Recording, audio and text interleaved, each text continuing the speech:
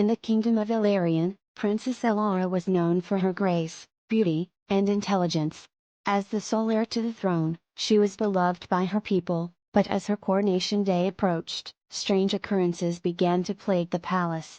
Servants whispered of dark omens, and Elara began receiving cryptic letters warning her not to trust anyone, not even her closest confidants.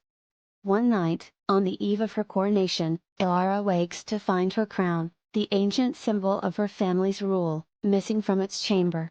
Desperate to keep the scandal from spreading, Elara embarks on a secret quest to retrieve it before dawn.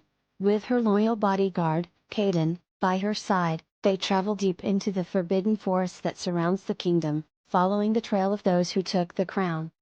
But nothing is as it seems. As they venture deeper into the forest, Elara realizes that the theft of the crown is part of a much larger conspiracy, one that involves an ancient prophecy, a hidden faction within the kingdom, and even her own family.